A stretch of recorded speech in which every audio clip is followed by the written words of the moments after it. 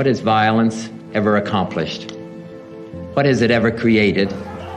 Too often we honor swagger and bluster and the wielders of force. Some look for scapegoats. Others look for conspiracies. And an uncontrolled or uncontrollable mob is only the voice of madness, not the voice of the people. I also want to tell you about our next meeting on Sunday, February 12th at 2 p.m., same time, same channel, Pacific Standard Time. I will be doing a presentation on the origins and importance of individual rights. We will be reviewing Professor Larry Seidentop's book, Inventing the Individual, The Origins of Western Liberalism, if you can see that. Then we will have a discussion and end with an action to defend individual, civil, and human rights. So to register, go to tinyurl.com/liberal origins. And we've just released our discussion of term limits in the city of Whittier for city council. And also check out our show on lessons for Democrats from the 2022 election on our YouTube page. And you can find that at youtube.com/@Truth and Democracy Coalition. And remember to please like and share and subscribe. I put myself through school as a single mother. I did not have the time nor the money to come down here and deal with this idiocracy of fraudulent voter claims. Like I didn't have time for it. There are working families who cannot come down here on a Tuesday at 10 a.m. to testify. That doesn't mean they don't live here, and it doesn't mean they don't vote here. Voting is a very sacred right, and it should be easy for all registered voters in Washoe County to exercise that right. At least half a dozen of these measures are not permitted by the Board of Commissioners. Several others are the exact opposite of making it easy for voters to cast their ballots. We have proven to have safe and secure elections in the past, so these proposed changes are not an answer to an existing issue. I have voted in every election since I was of age to vote in 2008. Each time I have voted, I used an electronic voting machine. None of these elections were fraudulent, nor were they fraught with voter fraud claims. Limiting access to electronic voting machines will cause extreme wait times, which will discourage voters and create barriers to them being able to cast their ballot.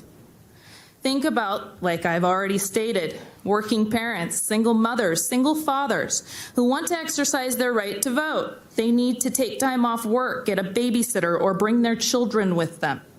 These choices are made infinitely harder when a person has to wait hours and hours to vote. We all want our elections to be safe, secure, and easy. Our democracy and freedom depend on our right to cast a vote in each election. Undermining that right by restricting access to voting is dangerous, especially when it is based on unsubstantiated claims of voter fraud. Time and time again, we have seen these claims of voter fraud disproven.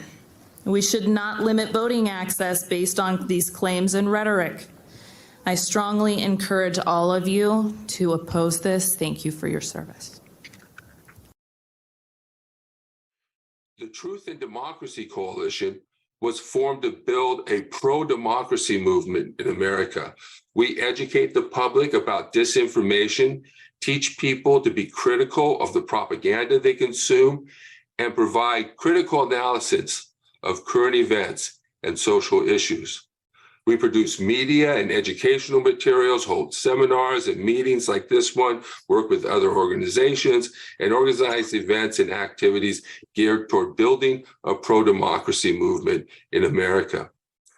The coalition seeks to build communities of people of different faiths and ideologies to defend and promote democracy locally, nationally, and globally. On the Truth and Democracy podcast, we're on Facebook and YouTube. You can go to youtube.com/@Truth and Democracy Coalition. Finally, I want to thank you for your support as we advance forward with our efforts to defend democracy. You can find us at truthanddemocracycoalition.com. Now to our program for today. Democracy is under attack in the United States and around the world. In America, the struggle for democracy has moved to the states. Laws making it more difficult to vote and allowing partisan officials to overturn election results have been proposed in statehouses across the nation. Your vote at risk. The independent state legislature theory explained. So even though elections for Congress and the president are federal, state lawmakers currently set most of the important details, like how voters register and what times polls open and close. But too many state lawmakers abuse that authority. They manipulate districts to keep their party in power. That's called gerrymandering. Or they make it harder for people who oppose them to register and vote. That's voter suppression. And lately, Congress has been too gridlocked to stop them. So who protects your right to vote? Well, for more than 200 years, governors, state judges, and state constitutions have played a critical role. When state legislatures tried to grab too much power, governors vetoed them, state courts struck them down, and state constitutions set important boundaries. These are the checks and balances that protect your vote. But these guys are asking the Supreme Court to abandon that history, to eliminate checks on their power so they have nearly absolute control over elections. If they win, lawmakers in your state could eliminate voting by mail, early voting, and automatic voter registration.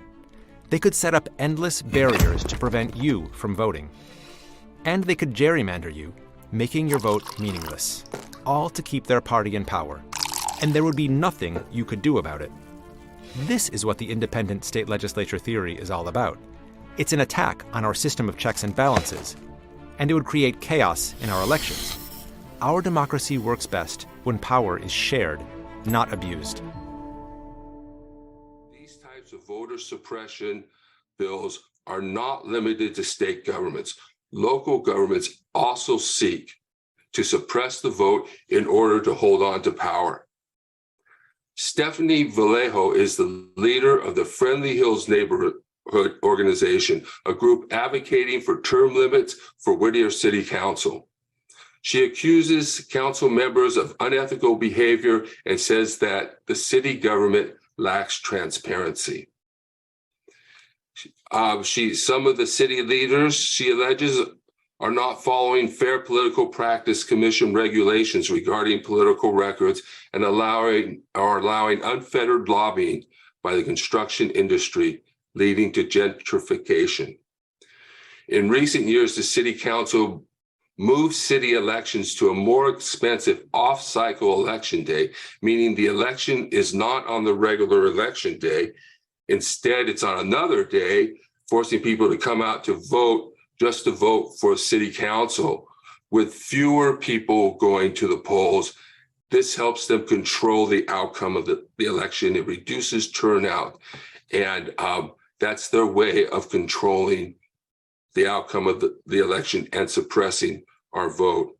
And many of the same council's members have been on the council for over 18 years, and community activists complain that the council is unresponsive to the demands of the community.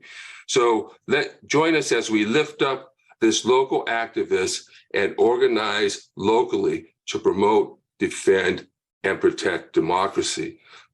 Welcome, Stephanie. Thank you. Thank you for having me. I appreciate it. All right. Thank you very much. Hello there. You go. How are you? Good, good. Go ahead, Joe. Yeah, I decided to listen in because of term limits, and I am against term limits because I feel that I have the constitutional right to vote whoever I want to, and then these other people are saying, no, you cannot vote for that person. I'm taking away your constitutional right to vote for someone. And I think that is terrible. If you don't like someone on the council, run someone that you agree with and have a fair battle, one-on-one, or whatever it is. But you should never deny a person the right to vote. And number two, because it's really constitutional. And also, look into the history of Tip O'Neill, the Speaker of the House. I grew up in the Boston area. I live in Iowa now. And he was elected and reelected tremendous amount of times, and he was a very good speaker. He worked with President Reagan and everything. And about when you first talked about when you started your committee, you invited the mayor to come. What's your name, Stephanie? Yes, sir. Hi there. Hi. Did you thank the mayor for coming? Did I think he was going to come? No, did you thank him? Oh, yes. I thank everybody for coming. Yes. Okay. And did you offer him allowed to speak? Yes. They Okay, were all very offered the opportunity to speak. Okay, very good. But you did not invite the developer, is that correct? We did at a later time. Okay, but the first time you didn't. No.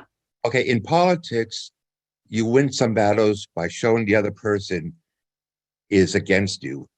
If you invited him and the developer did not show up, you could always say, hey, I try to have a nice, open, fair meeting. Everybody could come and speak.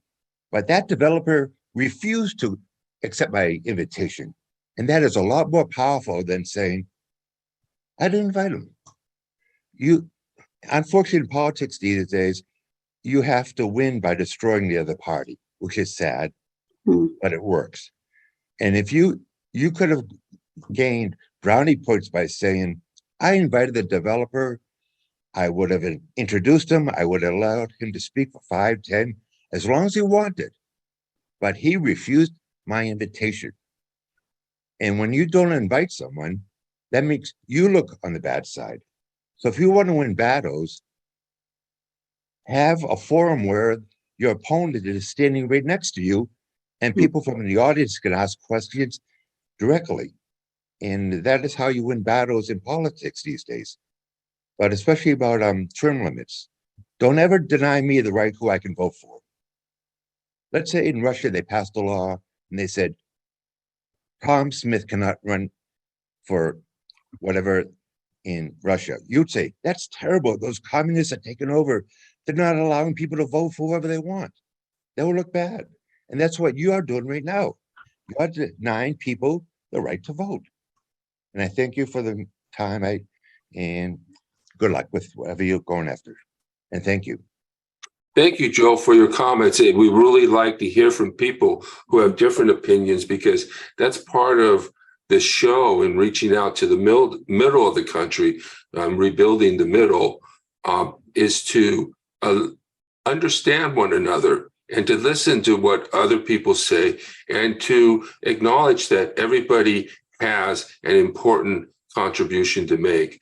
I know we have term limits throughout the country and for senators. Well, they're not term limits for the federal, but we do have term limits in different, we have that in California. And I haven't always been in favor of them either, because sometimes I think they're used because one party thinks they're going to gain an advantage somehow. But do you have a response to that, Stephanie? Well, I want to say that I didn't give the whole story about the development, and we did eventually end up inviting him, and he did. We gave him the floor, and he spoke. He had an hour to speak to us.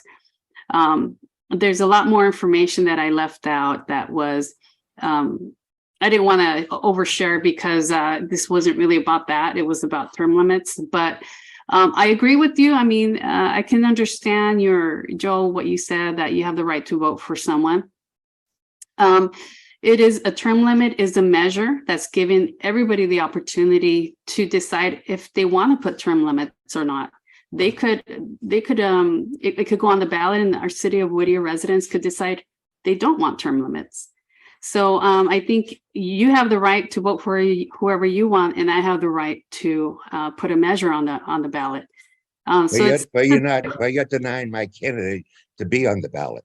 I totally understand that. I totally understand.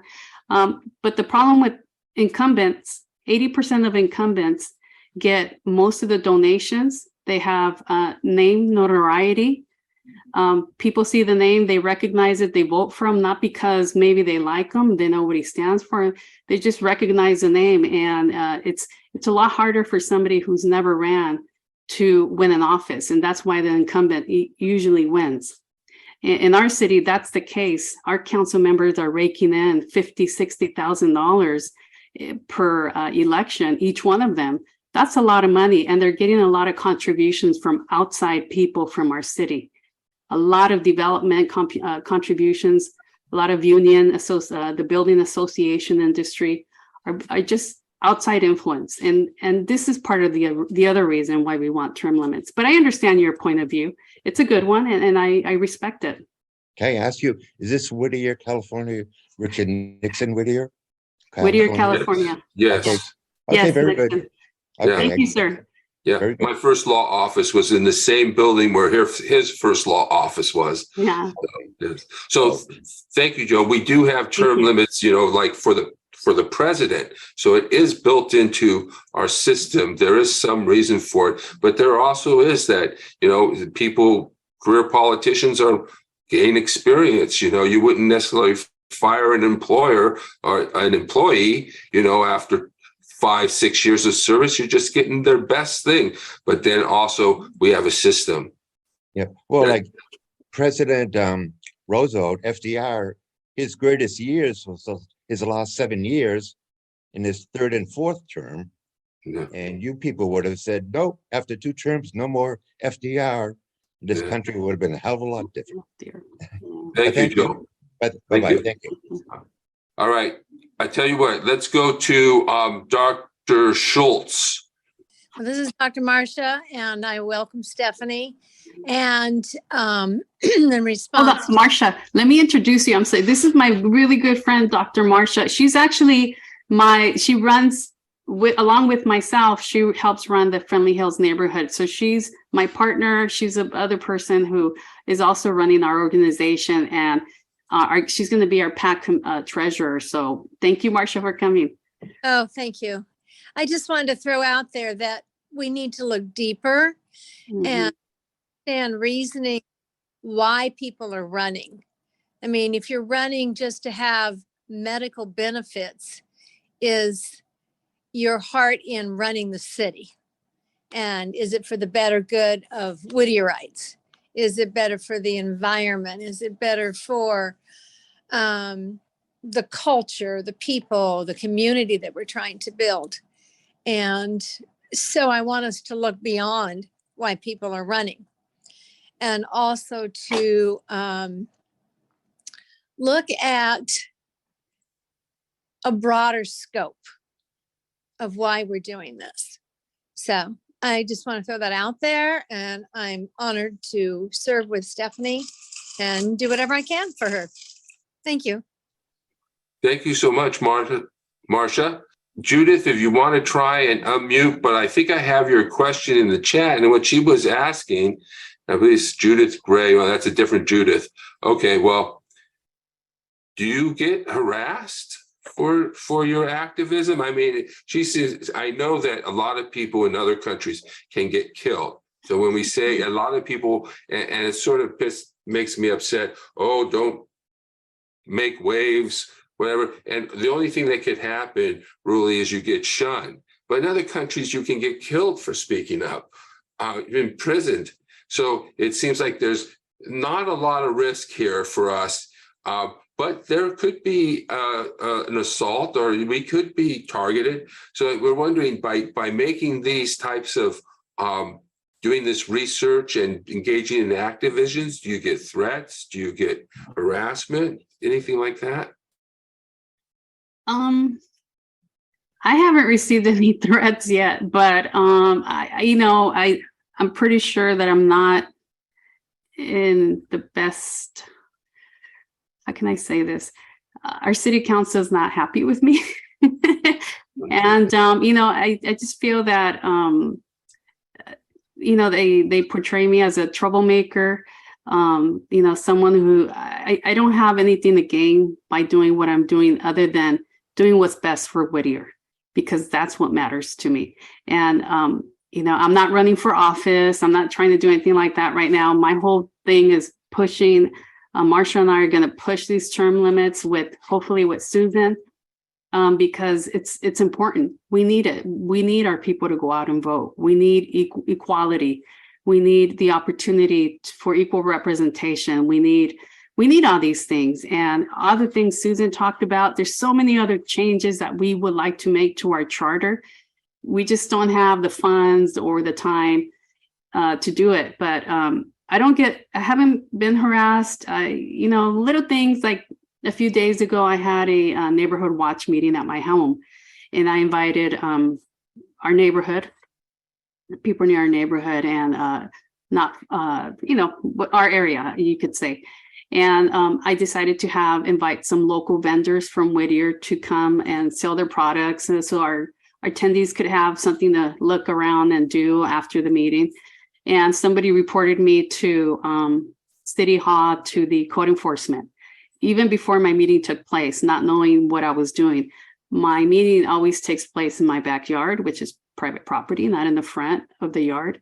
And the police department called me. They were concerned that I was doing something illegal. And I was like, I'm not. The city told me I do not require a permit because they look at it as a party, and everybody that was here had, to my knowledge, had a sales license to operate in the city of Whittier. So, things like that, where people are going to file anonymous complaints or tell on you type things. But other than that, nothing yet. I did want to, I'm also on the personnel board with the city of Whittier. And I got on the personnel board in 2013. And I wanted to apply for another board, but I know it's pointless because they will never select me because our board members are selected by our city council. So, what's the point? And now they blackball other people who associate with me who also apply for positions. And it's angering for me because those are qualified people that are not going to even be considered because they're my associates. So I think things like that the city council is doing is very, it's not nice, and it's retaliatory. All right, thank you. And I have that too. I mean, sometimes we do very challenging programs, and people sometimes get upset and really don't want to hear anything that they disagree with. And we try to allow for disagreement because that's what it means to be an individual, is to hopefully have your own points of views and not just go along with the crowd.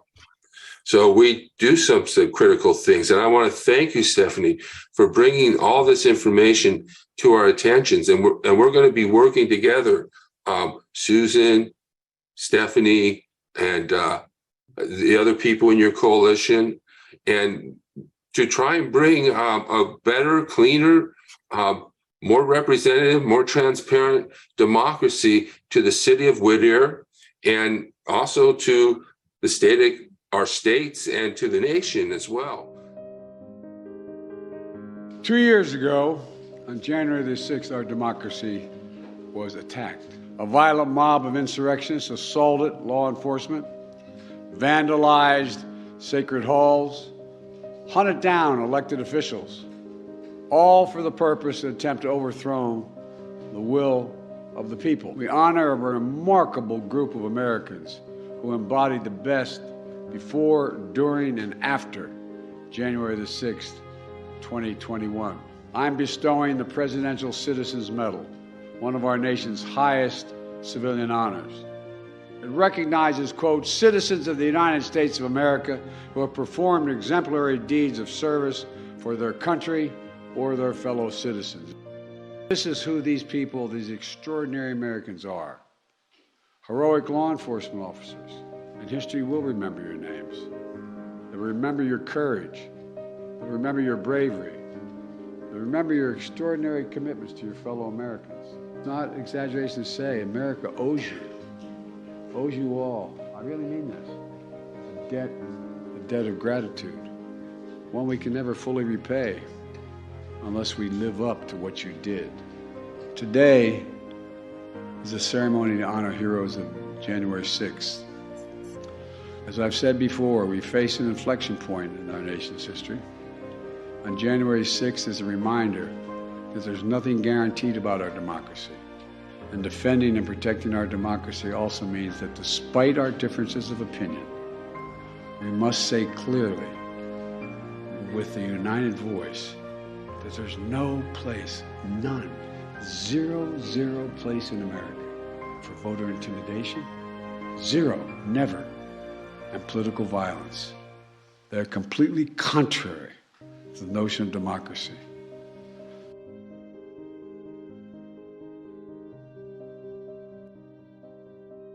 It's a great honor for me to be at the U.S. Congress and speak to you and all Americans. Against all odds and doom and gloom scenarios, Ukraine didn't fall. Ukraine is alive and kicking.